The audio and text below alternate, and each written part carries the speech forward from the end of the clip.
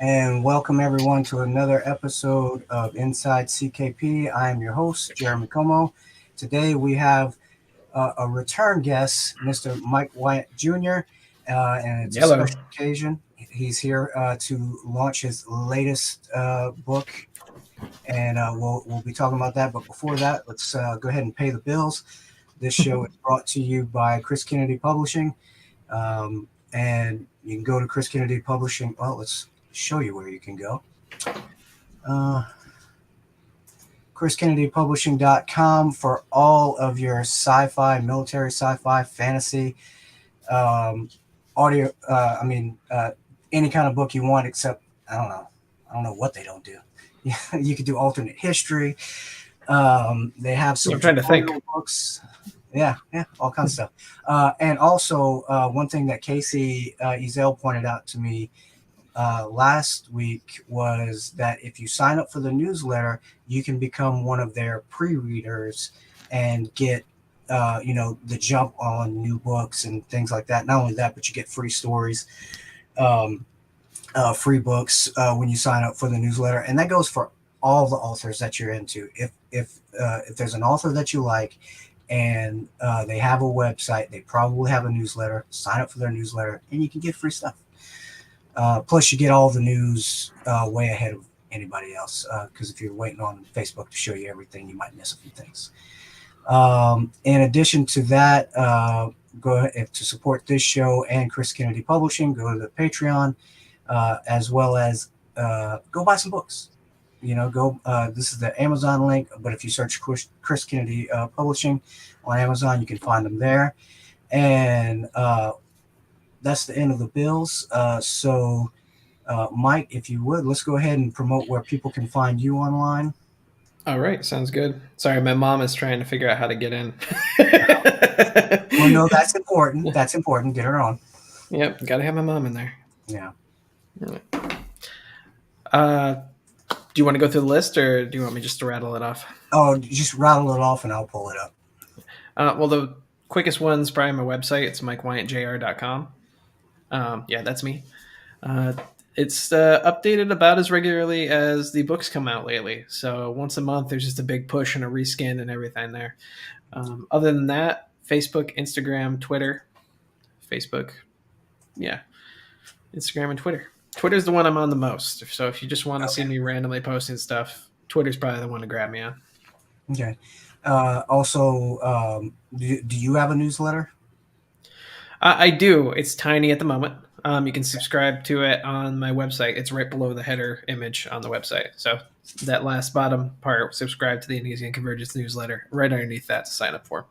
All right, people, you heard it here. Go sign up for it now.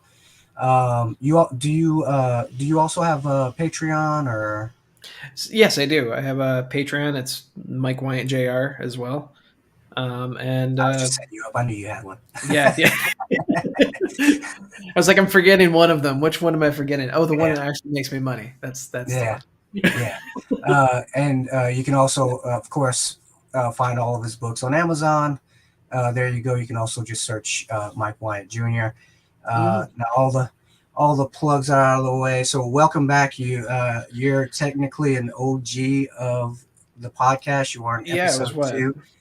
As well as OG as you can get for a 2-month-old podcast. I'll take it. I'll go for it.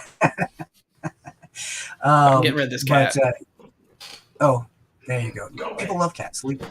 Yeah. It's just wiggling.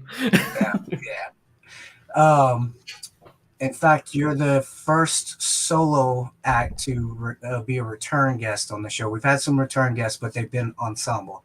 So gotcha. I'm just breaking all sorts of rules now. Yeah, man, you got records right and left. So before we get started, is there anything else you want to plug?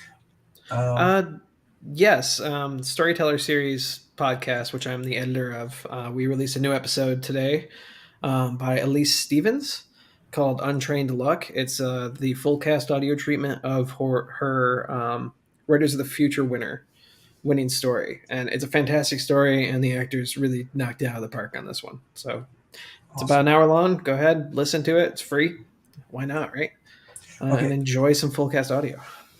So you say actors. So this is stories that authors write and other people will act out, because this is new to Yeah. me. I haven't. Oh yeah. We take short fiction, well, short novella length between 7,000 and 10,000 words, Mm-hmm. and we hire out almost all of the major actors in the pieces, and then we'll Mm-hmm. backfill like with storyteller series people or night shift media group folks to do all the smaller roles that usually are 4 or 5 words.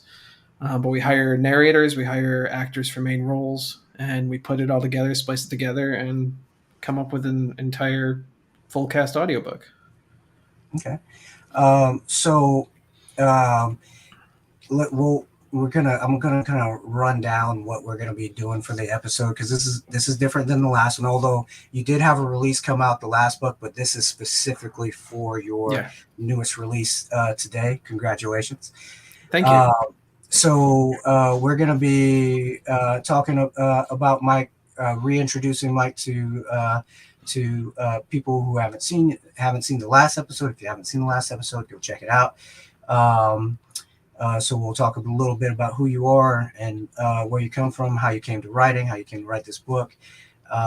Then we're also going to have, of course, questions and comments coming in live as we go along, and it will behoove the audience to comment and ask questions, because we have giveaways. Correct? We do, yes. Okay. We have a few copies of the books. I was looking to give away a full 3 book set. I'm waiting for the Okay. third one to come in. I don't have them. I can't like show it and be like, oh, look at this. Okay. Well, But it's in the mail. it's in the uh, mail. All right. but it's Well, if that people want to one. see it, Yeah, that's the newest one. And that's yeah, where you can go buy it. So go, if you haven't bought it yet, go buy it. yeah. And I am down to give away one full 3 book set and 2 individual copies of that today. okay, so it's kind Yeah, of dealer's choice about how we do this. It's usually from the comments. People who, if it's something really funny or poignant or just something you like, we can do that. And I might take some notes as we're going along here. Um, so people who comment, don't just go, "Hey, I'm here." That's not going to count. So if you have something insightful or funny or something that, Bill's got it. Posted my review this morning. Like, oh, that's a come on, that's a good yeah, comment. that's a good one. All right. Also, hi, Yeah. Becky and Leah and Bill. Welcome everyone. And if Mike, if we're talking and you see a good comment, jump on it. Not gonna hurt my Okay. feelings. So best comment wins. I think we're gonna do, since you're giving away 3 books, or are you gonna, do you want to do one person gets all 3, or do you want to do 3 individuals? One person gets all 3, and then 2 people can just a copy of Focus on the Wind. All right, that sounds like a Yeah. deal. All right. All right, and let's see the rules. We got the swag. Well, since we're here, let's talk about you. Who are you? This is for people in the future and people who haven't seen the last episode. Um, you know, what have you done as far as writing, and how did you get to this point? And then we'll talk about the series. Gotcha. So like mini bio. Mini bio. Right. Well, I started writing when I was about 12. Mostly D&D stuff. Made Okay. some Dungeons and Dragons world. Made a single like campaign world that I ran and still do run today. There's a map over there now. I showed it last time, but now it's on that Okay. wall. Yeah. I'm in a different office. So Oh, okay. yeah, I ended up writing all the way through high school and went to college for English and history, actually, because I didn't know exactly what I was going to do when I left college.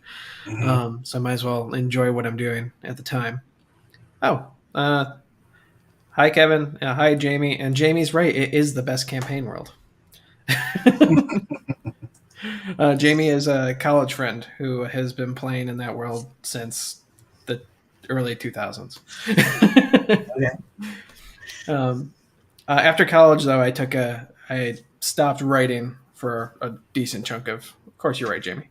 I stopped writing for about 10 years.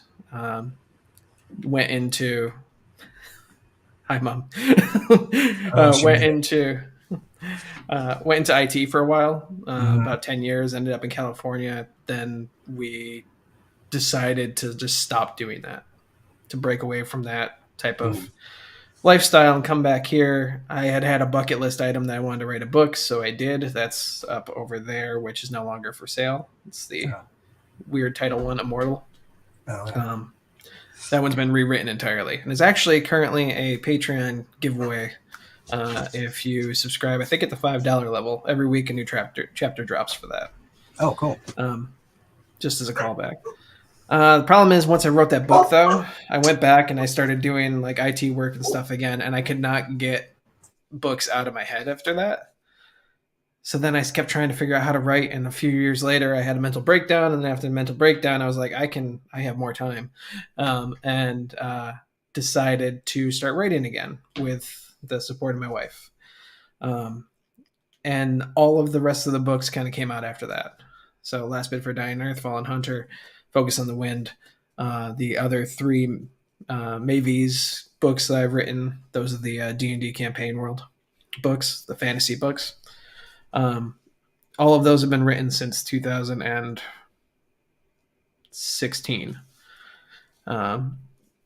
And since about 2012, I've been pushing hard on short fiction. So Writers of the Future, using that as my like every quarter stepping stone to make sure I'm still writing. Without that, I probably wouldn't have gotten to the novels, and I probably would never have picked back up again in 2016 to start writing full time. Yeah, mental breakdown for the win, Sean. Of course. um, Got some but zingers in here, man. Oh. yeah. Well, you're getting some of my old D&D groups in here now. That's Sean's an old middle school friend who we are still friends, and we've been friends the entire time. Kevin, Jamie, are college friends. Yeah, it should be a good chat.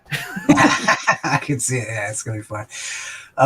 These book launches usually are pretty fun. People show their A game.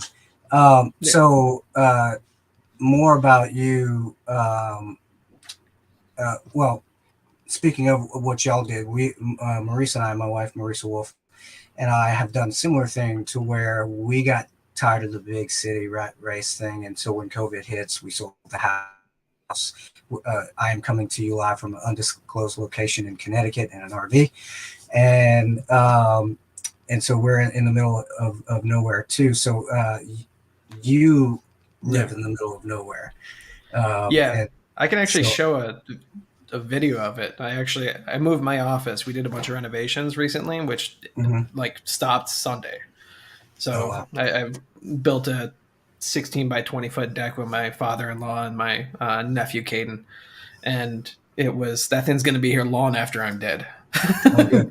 But like now I have this office, and here I know this is a professional thing, but I'm going to show you anyway. Go ahead. Let's see. Yeah.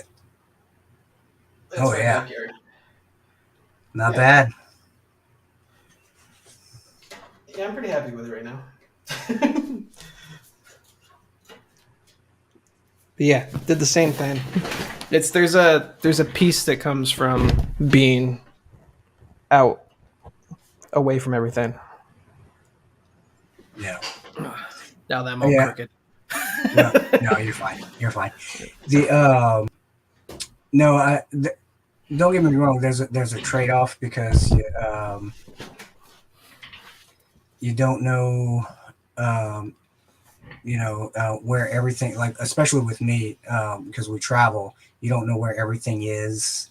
You don't know, it's hard to build routines and stuff like that, or you don't live close to anything, but the peace and quiet can't be beat, So, when the pizza delivery place started actually like delivering pizzas out here, I started going like they were back in the big city, baby. Oh yeah. Yeah, once you can start getting food delivered to you, you're golden. That's all you need. Yeah, that and a good Wi-Fi connection. Yes. But So the deck, is there any long lasting trauma from building the deck or into anything like that? Uh, kind of. There's no emotional trauma, Okay. but I did mess up my hand because we had to dig the posts down 48 inches in Yeah. order for them to stay, just because of the way the ground is up here, and I messed up my right arm pretty badly Oh that no. I'm still recovering. Yeah, I can write for a little bit at a time right now, so I've been essentially just outlining, and then I had to stop because my wrist stops working. Oh, Um, did you go yeah, get it it just checked gets out? real. Not yet. I've had it checked out a bunch of times. This is kind of a Oh, consistent issue I have. So okay. I've got some sweet Voltaren gel, and that's what I'm putting on it right now. Okay. It seems to be helping. It's getting better, but I should be back to writing next week, I think. Oh, good. Good. So let's see. I think we're all caught up. If you want to know more about Mike, I asked him a lot more questions on the first episode. Go watch that one. Um, so what have we been up to since the last time you've been on the show? That was only 2 months ago, wasn't it? It It seems like it hadn't was been a long. long time ago. Well, you built a deck. You built a deck. Got some Yeah. renovations. Moved into a new Uh, office. well, to answer a question Bill had, he said they make augers for that these days. That's what messed up my shoulder because we didn't have a backhoe or anything like that to do an auger, so I had a handheld one, and it was Oh yeah. sitting out Oh there. yeah. Yeah, That'll yeah, twist you up pretty good. Yeah. that messed me up pretty badly.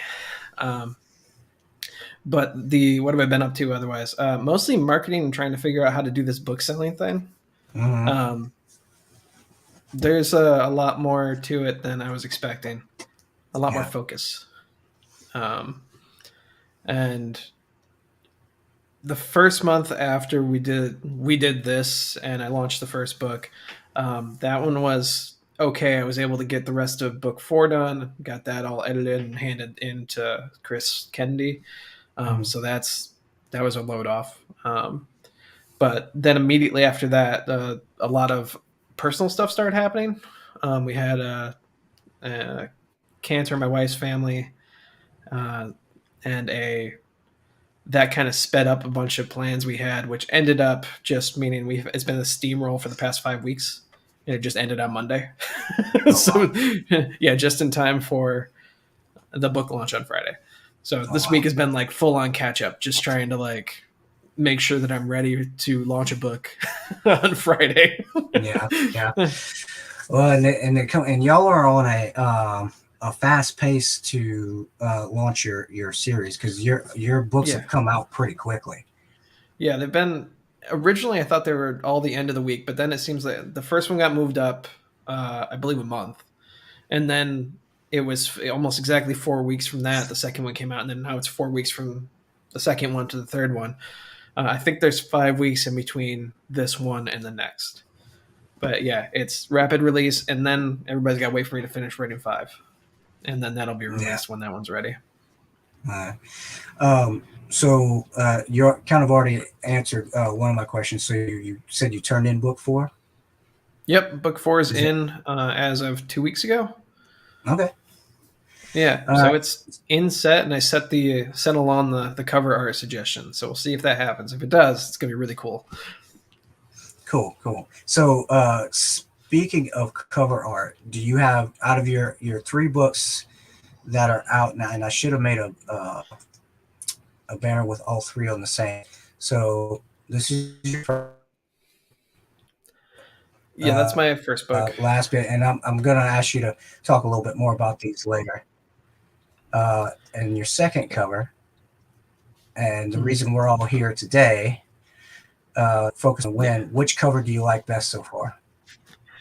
I like the second one the best. It I agree with captured you. I kind of love the that one. weird. Yeah, it captures the weird science fantasy esque ness of that book. Uh, Mm, it's not science fantasy; it's science fiction. But there's a lot of wiggle room in science fiction when you present something as magic. mm, So it appears as magic, it acts as magic, but it's not. Eventually, it gets kind of explained out. But seeing that the way that the breach started opening up in that picture with just D standing in front of it and Laconia in the background was like, okay, this is almost perfect. The only thing that would make it more perfect is if there were demons coming out of that thing. Yeah. I agree, Leah. That's it was a good cover. What does this mean? Don't pull a Rothfuss on us. Patrick Rothfuss. It's like pulling a George R.R. Martin. Oh, okay. Okay. Yeah. Don't Don't start and not then never finish. finish. Yeah. Don't worry, I'll finish it. Okay. I got you, Kevin. Let's see. And So would you mind highlighting Rebecca E. Treasure's last comment she put up there? It's horrible, it's punny, and I hate it. Okay, we can move on. That's all right. inside joke. I don't know. All right. Let's see. So you already kind of talked about. Oh, don't go on it. Pushing buttons. There we go. Okay. So what is you kind of already talked about? You've got your next book already turned in, and we'll talk more about that, about when we should expect that and everything. But what's your writing process? Do you have a set schedule, programs that you use? How do you get it done? I do have a process. It's more focused on consistency as much as possible. So Monday through Friday between 1 and 3 is kind of my allocated writing time. Not the past 5 weeks, mind you, but that's what my actual writing time schedule is. Monday through Friday, 1 through 3. I have to be at my desk writing. And the only reason for that is I work best between about 1 and 4 o'clock in the afternoon. Like my brain's just on fire and it's doing too many things at that time period. So by making sure I'm in the chair at that time period, it makes it so that, excuse me, I can dedicate all my creative thoughts to the writing. And so I can be kind of mentally numb by the end if I need to be. I can just go and make dinner quietly alone by myself and then wait for my wife to get home. Okay. But that consistency is a thing that seems to work for me, is having a dedicated time that I show up and I'm like, okay, this is for my writing time. Yeah. Well, my wife Marisa has just finished 2 books with Chris Kennedy. They co-wrote 2 books. Yeah. And you want to talk Congrats about to her, by the way. Yeah. Well, we'll be doing a show for that one too. Don't you worry. Yeah. She has to do live launches. It's in her contract. Anyway, but the pace that they did, because Chris is a machine. He's got a schedule. He sticks to it, and I think they got 2 books in a month. They wrote 2 books in a month. I was like, from beginning to end. That's crazy. Yeah. Granted, it's 2 people, and I think Chris had a little bit of a lead, but it was crazy. Now you can't maintain that. No, Chris he can burst that real well. Yeah, he's a machine. Yeah. He just keeps going. Yeah, but it was interesting. But now I think she has developed some good habits from that, which sounds like similar to yours, where you have to. This is. It used to just be fun, writing whenever you wanted to write, but now it's a job because you got to make money on it and you got to get it done. And that's because the way I work, well, before I started doing this, I'll get to it, but that I get to it turns into weeks and months and all that. Right. So yeah, you got to treat it like a job if you want it to be a job. Yeah. There's just no way around that. So, so let's get back to the books. What should readers expect from a Mike Wyant Jr. story? Well, there's usually some sort of element of found family in my works. Almost always it's spread there. People who are separate, broken, and end up connecting with somebody else who's just as broken as they are. That's almost always, but they're from completely different backgrounds, completely different social statuses, different sexualities, different races, different everything. That's there. Yeah, I was going to end with that. So a lot of found family, broken characters, kind of inclusivity when it comes to that, because people are just people, and I like to write people, and a whole lot of fucks, a lot of swearing. Not zero fucks, lots of fucks. Yeah, many fucks. All Many the fucks you fucks. have. All the fucks. Okay. Let's see. What is this? Yeah, kick butt ladies is a good way to put it. Oh, The where are vast we? majority of my lead characters are female. Actually, Focus on the Wind, it's a little different because it's my. In the first book, I had Dave Parker. In book 3, I have Syria Parker. Okay. Well, let's No actual let's. blood relation. Oh, okay. Let's talk about that, like your protagonists and stuff with the first two books versus the third book. What is there big changes or what? How did you develop Yeah. those? The first book is set in 2076. So it's a kind of a near future climate science fiction piece, because Mm. it's the ticking clock is there are hurricanes that are wiping out entire halves of like states, just Oh, taking out infrastructure for huge swaths of the U.S. daily and across the planet. Um, and so the two main characters there are Dave and Sarah. And in a lot of ways, those two characters parallel the characters in Focus on the Wind, with Syriet and Eleni. Um, I completely lost my train of thought. Crap. character development. Character development. Um, there is the biggest difference between the two is that it's set 300 years apart. I mean, Mm. the Focus on the Wind is set in like 23 or 2407, I think is what I have the date down for that. And the things that I focused on for character there was I wanted to do something a little different. And the first one, Dave, is basically me if I was like 67 and a curmudgeon more than I am now. And Mm. when it comes to Syria, he's just an older ex-soldier who's trying to make amends for doing horrible things in his youth. Mm. And Eleni is somebody who was raised on security, black and white, like there's a right and wrong way to do things. And she's confronted immediately in the book with, okay, well, what's all this gray area here? What am I supposed to do with all this?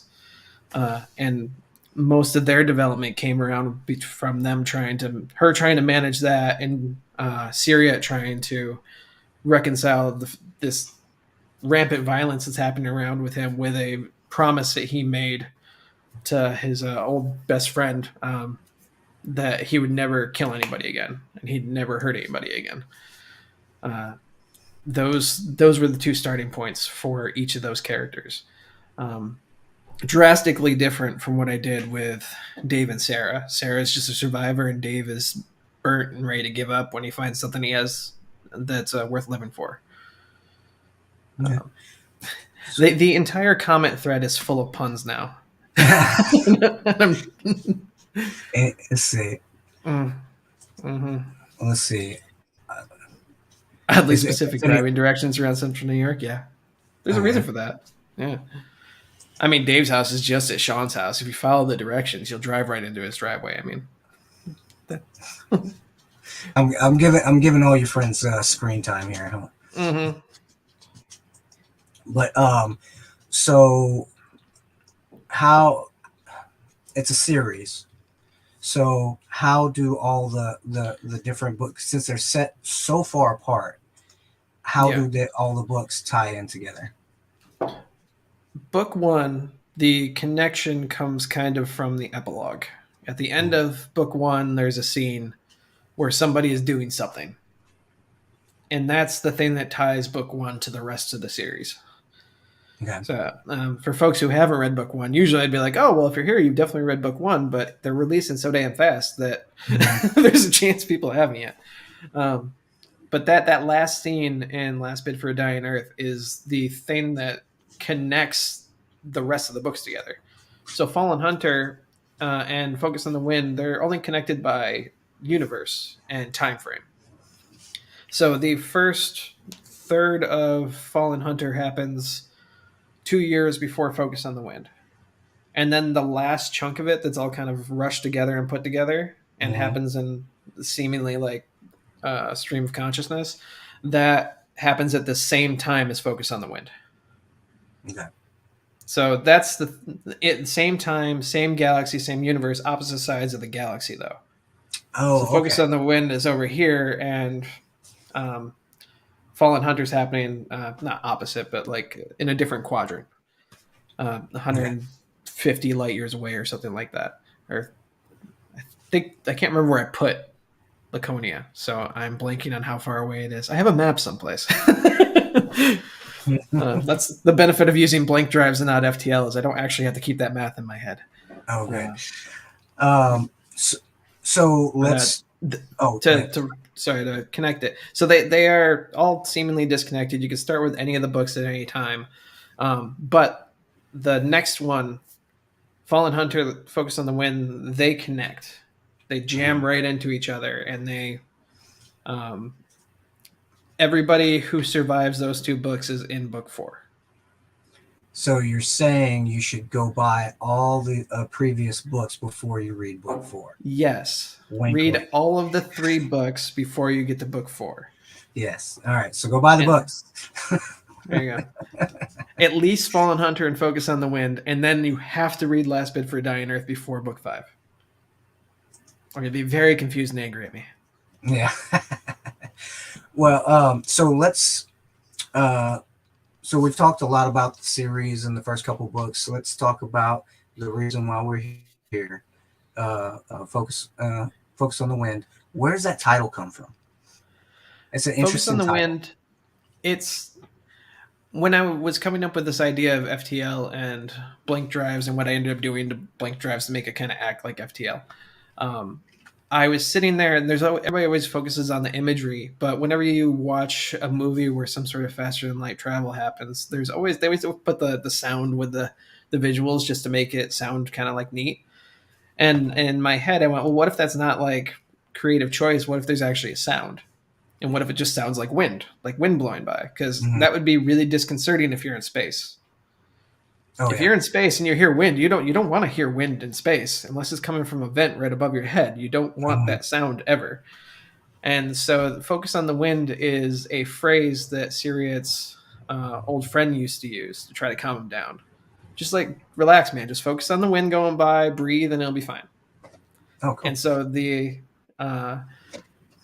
title came from that, because a lot of Focus on the Wind is focused on Syriot's journey, going from being this neurotic guy who's obsessed with the past and his failings and the things he's done, to focusing on the present and trying to work on moving past those sorts of things. All those things have been holding him back over the years, and embracing life again. Okay. So let's talk about the book. You've already kind of talked a little bit about it, but if you were gonna pitch this to someone, we can talk about the characters and stuff and all that. But if you're gonna pitch this to somebody, what's your pitch? I never had to actually pitch this one directly, so let me see if I can come up with something on the fly. Okay. When the story revolves around Syriot, an ex-soldier who has spent his life making amends for the deaths he caused during his service. And when he drops into a solar system to start a terraforming project, he is dropped into the middle of a war zone in what's supposed to be a mostly uninhabited system. And through that, he's really forced to jump in and be central to this war that he has no interest in being part of, and has tried desperately to avoid the violence that always comes along with these things. On the other side, you have Eleni, who is one of the squatters on this planet who's not supposed to be there, and she has spent her life trying to find a home, and she thinks she finds it, and that's all destroyed when a fusion bomb drops from the sky and takes out their settlement. Oh, wow. So that sounds awesome. I would read that.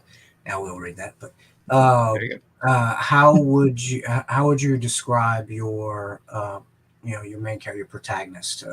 What type of person is he? You might have already said that, but Yeah, I always have a hard time picking one protagonist. I know that I'm supposed to have one, but in my head they're always both, and then I just pick whichever one pops in my head first. Let's go with Syria because I've been focusing on him. Syria is been through. I guess the phrase is he's seen some shit, and he didn't leave okay. mm, Um, he was either going to go AWOL when he left his service, or they were going to discharge him. It was one or the other, and they discharged him because of the service he's done. Um, by that point, though, he was only like 25. He wasn't that old, 25, 26, but he was so traumatized by the things he'd done that he decided to try and make amends through he'd take whatever pension he had, whatever they call it 400 years from now, probably not pension, yeah. and he gives that to charities on the planets that he did work on. Oh, And he spends most of his paycheck to survive, and then he dumps that to places that are doing rebuilding efforts for wherever he worked. And he's just spent his life doing that. That's it. That's what he does. And he's resolved to do that with nothing and no support other than his. Sorry, I saw another pun. You guys are killing me. With no support other than his tiny little chihuahua named Ginny. all right. Well, let's see. Since they're rapid firing in here, so Yeah. some. Yeah, maybe. Terraforming a war zone. That sounds terrible. Oh my god! Talk about puns. Yeah, this is. All right.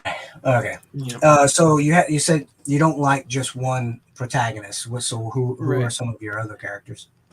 Eleni is the other one. She's born in space. She was raised on a mining colony on an asteroid, and ended up supporting her and her brother by working in security. Like she gravitated towards it very well. She has an authoritative manner. It just kind of worked for her, but it also allowed her to avoid any sort of complexities of life. She could just say, "Okay, yes, this is illegal. No, that's not. Now get out of here. I don't want to talk about this anymore." Like she wasn't police. She was just security. So she got to be very hard and fast. Sorry, I caught Bill's comment. I found I identified with him a lot. Yeah, he's Syria's a good character. But Eleni, after a while, decides that she wants to find a home, and she's enlisted by this other character called Soraya. She gets a bunch of spacers to come and settle a planet, and they're supposed to have all their paperwork in order, and it's like, this is their settlement. They just have this ice ball that they're going to live on, and eventually it's going to get terraformed, and then they'll have their settlement here. And she thinks everything is fine, and her life is turned around. She has genetic modification surgery to fix weak veins and organs so that she can actually survive on planet, all in time for it to go straight to hell. It just, everything goes wrong within days of her getting on planet. And that's when they evacuate their settlement, and in the middle of the evacuation, a fusion bomb hits the place. She doesn't take that well because it introduces gray to her life. Like, who did that? Why'd they do it? Why on earth would somebody take out 10,000 people when it's a settlement dispute? And then she sees Syria getting taken off a shuttle in chains, and she goes, "Okay, it's that guy's fault." And Okay, that's how they connect in, because she's laser focused on finding the bad guy, and so she goes, "It must be that guy." Oh, cool. Yeah, that's a good tie-in. So, yeah. And hilarity ensues. A couple times, every now and then. Yeah. All right. So, we're gonna do a little sneak peek. Little reading. See if I can do it without stuttering. No, I'm not an actual stutterer, but I have developed one recently. I don't know why. So we'll do that, and then after the reading, just to the audience, we'll be taking questions at that time. If you have any questions, and fun comments. We'll do the giveaway, and all that. So I am going to take myself off screen and let you have fun. All right. I will read this thing then. All right. I'm just going to read chapter 1 and go from there. All right. Chapter 1. Syria hated FTL. It had this humming sound that, if you listened hard enough, developed into a high-pitched screeching, like a cracked vacuum line, or the souls of people lost in this fracture in space-time, the FTL lane. Maybe the carbon fiber plate in the right side of his skull and the embedded transmitter beneath made it worse. Maybe not. Did it matter? Eyes squeezed shut, Syriot plucked at the small circular disc attached to the necklace he wore. He rubbed at it as if the repetition of polishing it could drag the anxiety from his veins, the tension from his shoulders. And it did. It always did, even though each time it rubbed away the letters stamped into it, even though each trip meant sacrificing a bit of an old friend. If Jerry were here, he'd have told Syria to open his eyes, to watch the ripple of reality in ambers and gray beyond the view screen, to focus on the wind roaring past. But it wasn't wind. Syria had always pointed that out to Jerry. Wind didn't screech like that, didn't rend your mind. Syria was a terraforming specialist nowadays. He should know. And Jerry would laugh as he stared at the twisting lights and hummed along with a melody only he could hear. Gerald Harris, his best friend, dead a little over a year now when his ship exploded in the FTL lane outside Terrera 2. It was one of Jerry's dog tags Syria had between his fingers. The erstwhile military data storage ship wiped and repurposed to hold terraforming instructions for Teagarden C, a project 10 years in the making. He and Jerry had traded their tags years ago, which meant one of Syriot's tags was somewhere in this void, maybe still clutched in Jerry's frozen fist, if the lane hadn't atomized him. A welcome tone issued from the speakers of the cockpit. Syriot, we are approaching Teagarden. Syriot choked on spit when he tried to reply, breaking into a coughing fit made more awkward by the 5-point harness holding him in place. The old war wound in his left hip complained at the sudden movement. Are you well, Syriot? A cheery, feminine voice asked from the speakers in the dash before him. Do you require a lozenge? No, Izzy, he replied to the ship's AI. Syriot cleared his throat and shifted in his seat to relieve the tension in his hip. Just surprised. Now his eyes were open, he couldn't help but stare at the writhing, twisting mass of Ron displayed on the view screen. Where others saw beauty, he saw the tearing flesh of the universe as he shot through it like a bullet. Against that backdrop, the dashboard of the Sparrow looked decidedly out of place. The Sparrow was a single-person transport he purchased in the months after Jerry's disappearance. He'd read an article about how smaller vessels were less likely to tear holes in FTL lanes. It didn't really matter if it was true. Dropping out of Seoul Teagarden FTL lane in 10 seconds, Izzy said.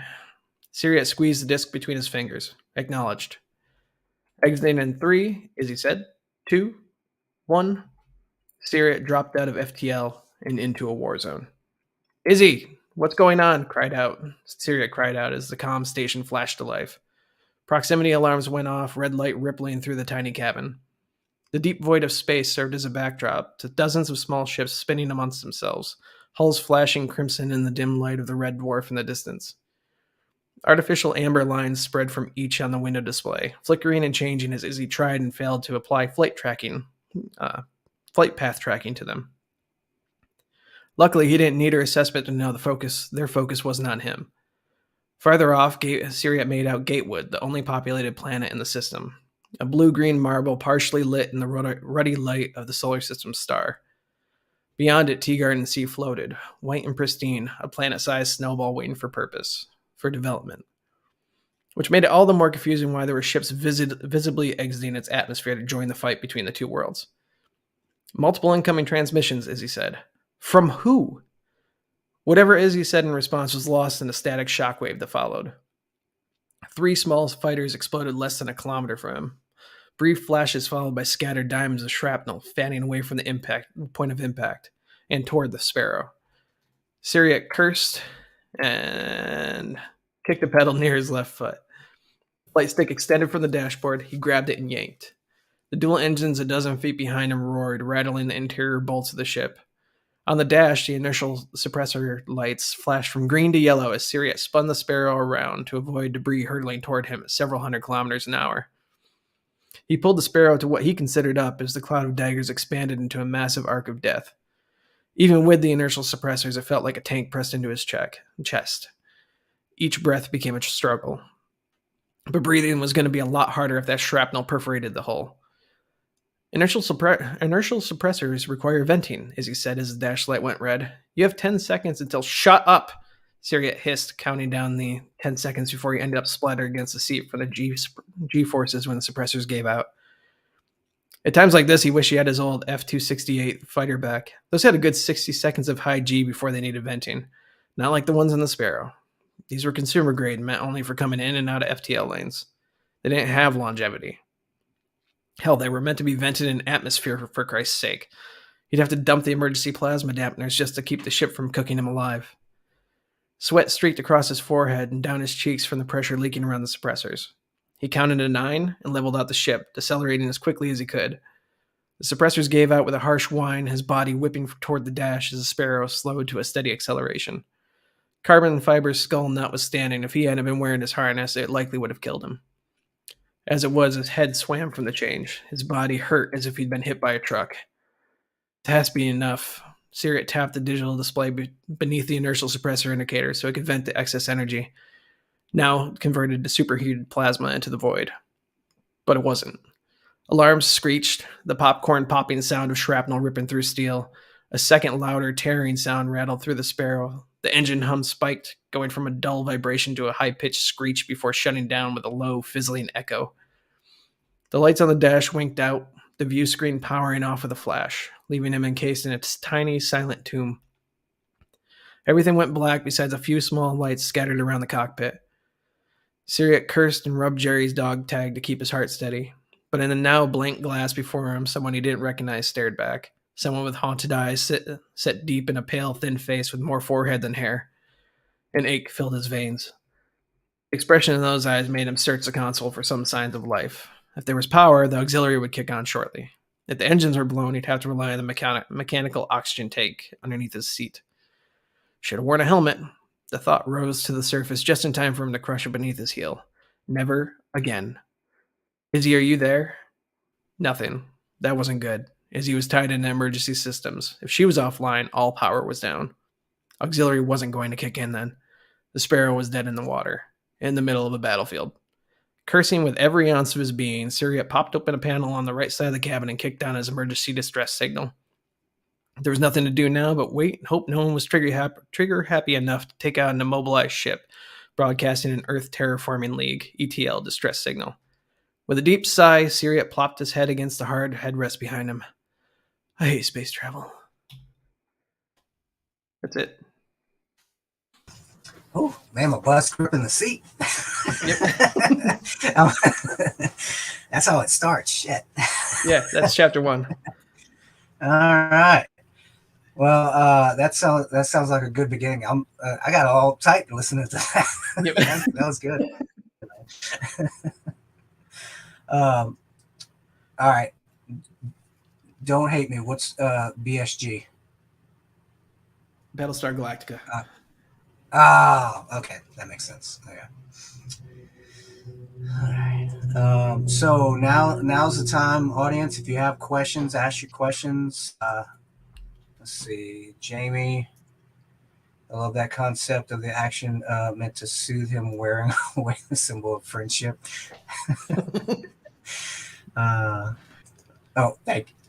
Thank you, Rebecca. Let's see. All right. How, and we'll still take questions from the audience. How do you want to do the giveaway? I have some names here, but it's your show. I think I'd rather defer to you. I know so many people on this list. That's what I was going to give you that, so the heat's on me, and I can tell you. Let's give you the responsibility. Okay, so how many people are we giving away to? We have like a grand prize winner who's going to get all 3 books as soon as I have all 3 books ready to send out. And then 2 people who will just get Focus on the Wind. Okay. So grand prize. I don't know why I selected these people. It's probably funny. see when they first showed up. Okay, so grand prize, I think, and you can veto. You have veto rights. Well, if you have Sean in there, just cut him out right now. He's just. Oh, bye, Sean. Good day, sir. All right. So he got a shout out in my dedication last book. So okay, well, all right, Sean, suck it. All right, you don't get the book. So I'm going to defer to Rebecca for the grand prize winner, Rebecca Treasure. Yay! Balloons, confetti.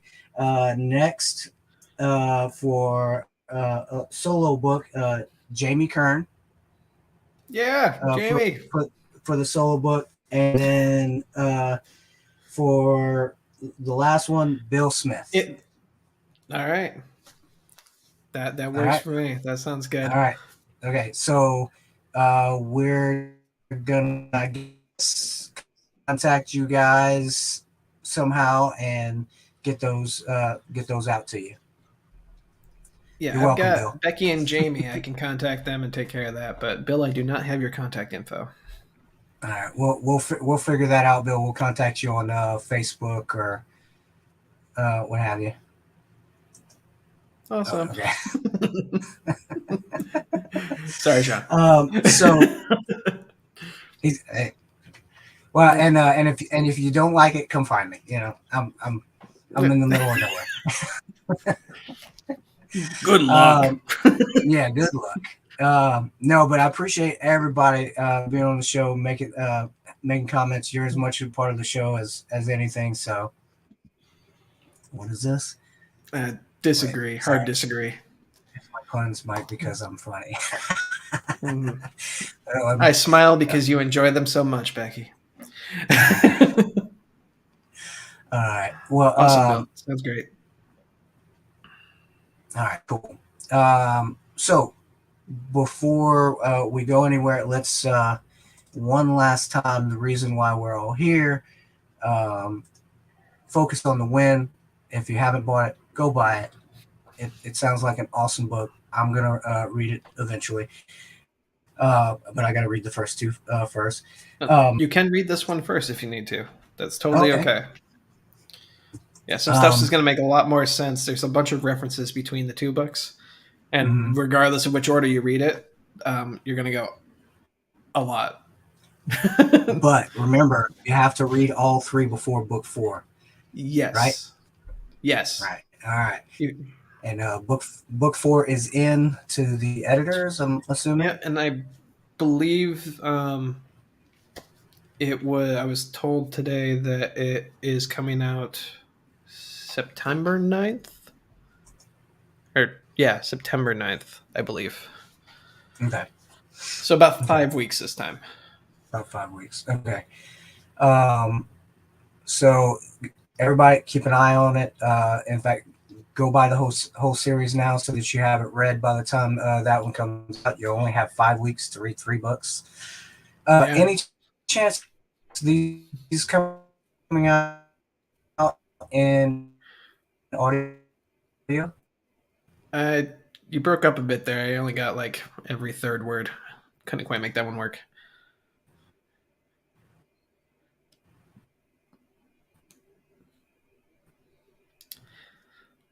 While we wait for Jeremy to get back, you could theoretically read book 2 and 3 together. I just don't know how they would weave together. All right. So since we seem to be breaking up, let's let's move. I think we're definitely losing Jeremy. Okay. How about now? Okay, there you go. How about now? That's good. All right. Well, that's a good enough reason to end the show. It seems like we're getting a little glitchy. But before we go, like I said, go to Mike's website, and you can get to his Facebook, Twitter, and Instagram from there. join his newsletter. Let's build up that newsletter, and of course, go buy his book, and let's make him a household name. We can do it. Next week, we've got a ensemble cast coming on next week. We have Jamie Ibsen, Quincy J. Allen, and Casey Moores.